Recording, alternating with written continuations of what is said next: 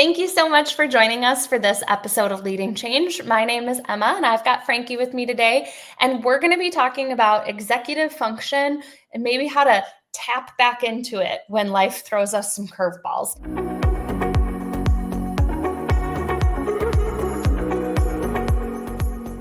But before I get to all the questions that I've got for you, can you give everybody a real quick introduction? Yeah, thank you so much, Emma. I'm Frankie Berkoben. I'm an executive coach for high-performing leaders in tech who are often overwhelmed, and that often comes alongside ADHD. So ADHD is one of my specialties, but it's not all of them. And how I came to ADHD coaching was my own late in life diagnosis. Many women are diagnosed between the ages of 36 and 38 is the average. I was diagnosed at age 37, and it completely transformed my understanding of how I function, my life, and it threw a lot of light. It shed a lot of light on the challenges that I'd been having because of what made sense logically, didn't often make sense or come into play logistically. And so that led to a lot of shame and like trying harder than I needed to. So the whole working smarter, not harder was an unlock for me, but it was the necessary key was those four little letters, ADHD, around my brain doesn't process information the way that many people's do. Well, I certainly from TikTok have found out that I might have some of these tendencies as well. I think we can, self-diagnose a lot of these things, but whether you have a diagnosis or not, a lot of the stuff that we're going to be talking about today can help you respond to life and the challenges that are thrown at you kind of across the board. Totally. And the thing is that ADHD traits are human traits. What all of us experience some of the time is what many people with executive functioning challenges, such as ADHD and other types of neurodivergence, experience all of the time. So that's why ADHD is so highly relatable, because we all get brain fog. We all have difficulty prioritizing. We all get stuck in analysis paralysis. Sometimes we have challenges regulating our emotion or our focus. And these are all executive functions. So let's talk a little bit more about that idea of executive function. If you could, just for anybody that maybe is like, what are you guys talking about? Give them a better understanding of what executive function is and how and where it comes into play in our lives. Yeah, so executive functioning is executive as in getting things done, executing on things. And you can think of this as air traffic control for your brain, or your brain's project management functions, and they live in the prefrontal cortex.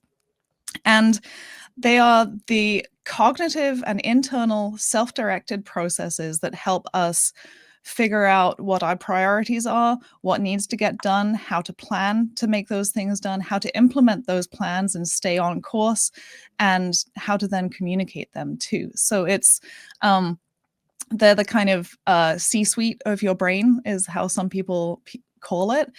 And all of these things, so some examples are the ability to prioritize and make decisions, time management and resource estimation, so time and money, or effort and energy, emotion regulation, attention and focus regulation.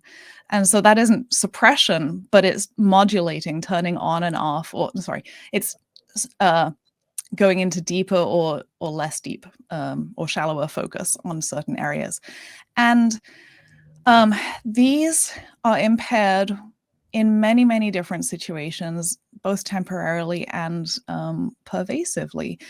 And so when you're stressed, when you're facing layoffs, or you've just been promoted and the resources that you had aren't quite enough to keep you going, new parenthood, whether it's adoption and like having another being in your life, or especially for women, the postpartum period, and how hormones can also impact executive functions. Estrogen is tied a lot to dopamine, and dopamine is tied to motivation and our reward mechanism, our prediction of whether the juice is worth the squeeze, whether if we put in the effort, will the outcome be what we hoped. So when we're stressed, when we're sick, a lot of people with chronic illnesses, or even just like seasonal illnesses, your executive functions are cognitively expensive. And when you have less in the tank, so I'm mixing a lot of metaphors here, but when you have less in the tank, it's you don't have the same facilities. And so you may be just as capable, but um, you don't have the capacity. So there's a difference between being able to do something some of the time and having the capacity or energy or bandwidth to do it all of the time. And so, yeah, like a lot of people do resonate with what you might call situational executive function impairments, especially under times of chronic or ongoing stress. Like we're in an economic climate where a lot of people are facing layoffs, and just the whole economic landscape is very, very different than it was even 5 years ago.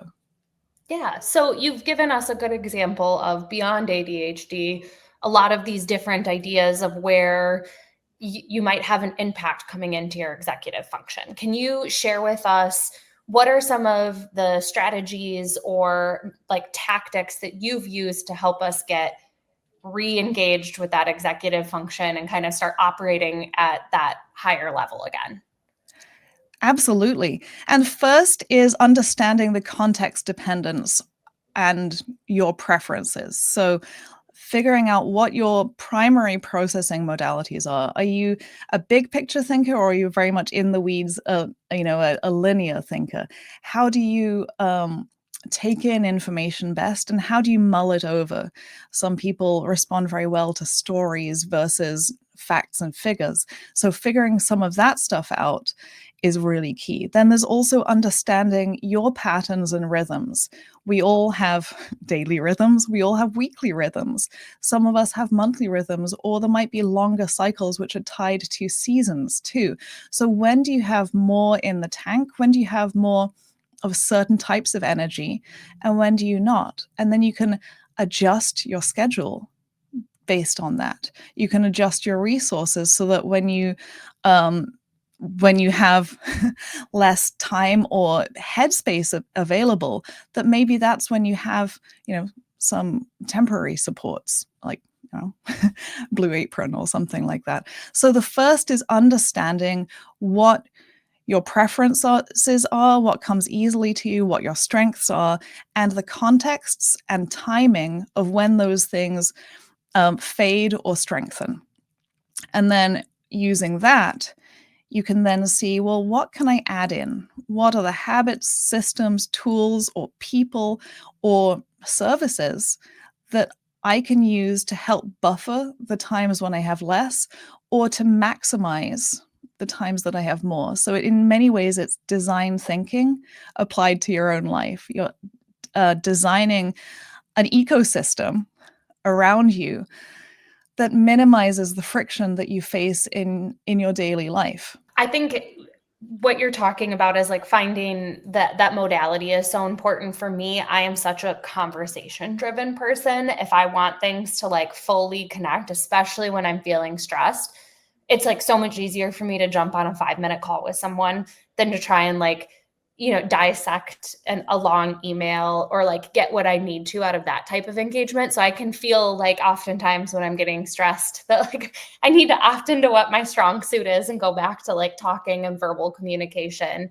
But the other idea is like that you brought up is that sometimes there needs to be like temporary solutions to help you find support. And I feel like a lot of times we're so focused on doing things our own or like not dropping the ball that we don't look for where we might have opportunities to like find a neighbor to like take the kids to the playground for us for 45 minutes so that you can just decompress on the couch. And I know not everybody has those options, but you mentioned things like Blue Apron or maybe like cleaning services or opting towards like pre-made meals at the store so that you're not feeling like you have to chef it up every night. Like those things are really great suggestions.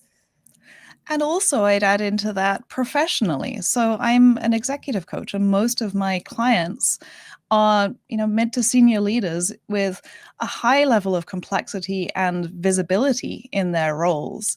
So there's such a thing as reasonable accommodations, which can be provided by your workplace. But even outside of formal accommodations, you can still implement a lot of these things yourself.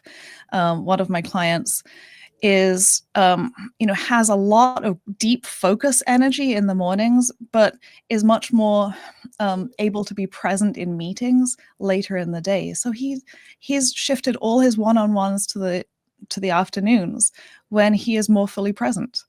And he doesn't have, and it's not the same cognitive load, but he has the social energy going there.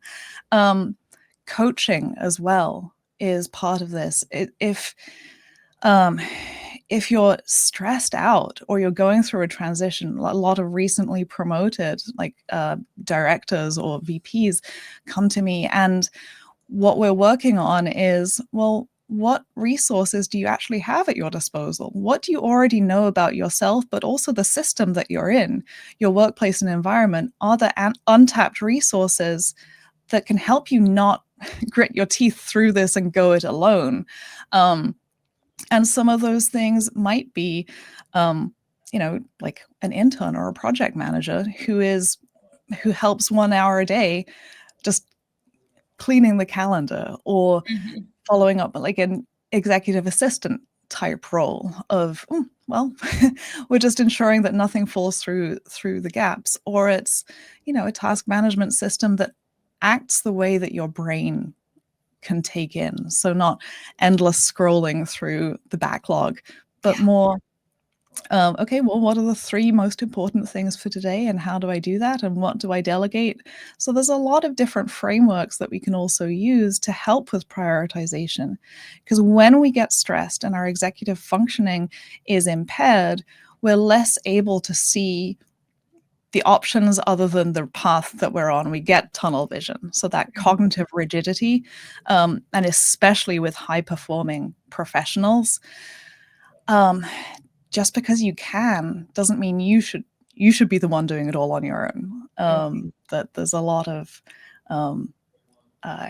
conditioning and professional experience related to being the one who gets stuff done. So yeah, like in professional settings, it's also what else is available to you that will help make it 10% easier, 20% easier. It's not about making it effortless, because some effort is good, right? Like without challenge, we get bored. And the right level of challenge is an essential ingredient in flow. Like Mihai says, that there needs to be an appropriate level of challenge, but not so big that it overwhelms our nervous system when we go into fight, flight, or freeze. Well, thank you so much for joining me for the conversation. And for anybody that's not, make sure that you get connected with Frankie over on LinkedIn to learn more about this and hopefully get some other strategies and ideas of how to tap back into that executive function when we all need a little bit of help from our friends. Because I think, like we said, there's plenty of life circumstances that'll bring this stuff back around. But thank you again for your time, and for everybody for watching, and have a wonderful day. Thank you, Emma. Thanks for joining us for this episode of Leading Change. If you like what you saw, be sure to come back on a weekly basis and subscribe for more expert interviews focused on digital transformation, change management, and emerging technologies.